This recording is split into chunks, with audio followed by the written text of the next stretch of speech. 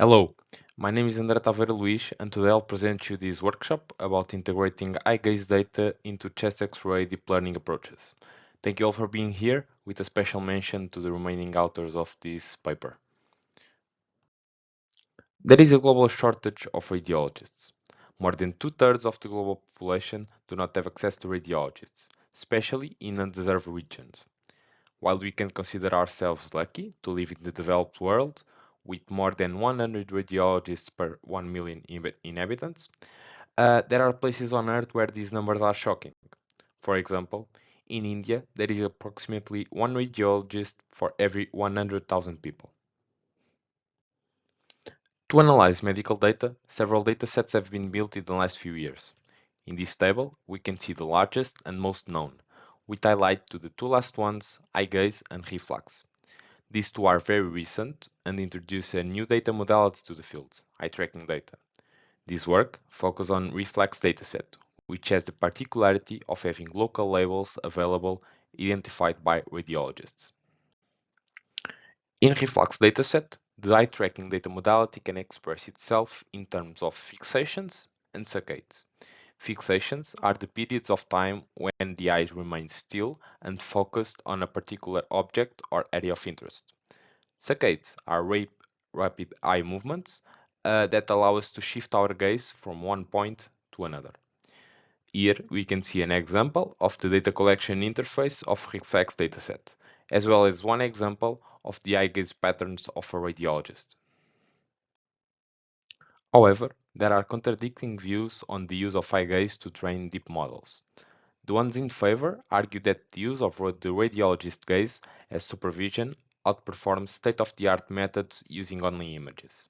Also, gaze proved itself useful in extracting weak image-level labels. The ones against claim that human fixation should not be used in deep learning models because there is evidence that these systems sometimes use background context for object classification, which is not the case for humans, of course. Also, search and recognition errors can be polluting the collected eye tracking data and thus being incorporated in deep models if this data modality is used. Thus, we arrive at the research questions tackled in this work. Following the contradicting views on the use of gaze, we will find if the eye gaze patterns are useful in supervising state-of-the-art deep learning models for medical imaging. More than that, we analyze one of the first publicly available datasets for chest X-ray analysis containing the eye tracking data modality, reflex dataset, and we will analyze the accuracy of its data. Conventional approaches to object detection take as input an image and a set of bounding boxes with the corresponding local labels. Then, the region proposal network generates proposals with different scales and aspect ratios. The proposals are then passed to the classifier, which predicts the bounding box coordinates, the class label, and the object mask. This was our baseline model, based on mask RCNN architecture. In our new multimodal architecture, the inner workings are the same, but the input changes. Instead of just an image, we fuse images and it maps together and pass them as input to the model. We evaluated our models in terms of absolute precision and recall. Precision tells us how many of the items predicted to belong to a particular class actually do belong to that class. Recall tells us how many of the items that actually belong to a particular class were correctly identified by the model. Per-condition results showed an increased performance from enlarged cardiac silhouette.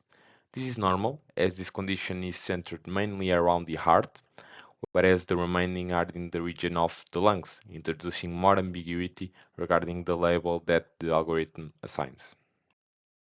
Regarding conclusions, the application of eye gaze data directly into our deep learning architecture did not show superior predictive performance in abnormality detection. However, there are other architectures now being tested that perhaps show superior performance. Next, we found that human-generated data, such as eye gaze, needs a more thorough investigation before being applied to deep learning architectures.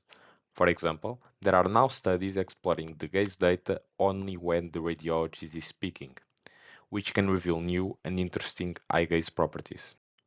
Finally, we found that there is noise in the collected eye gaze due to the data collection interface, which does not use head-mounted displays. One interesting idea could be to replicate the reflex data collection process using virtual reality glasses.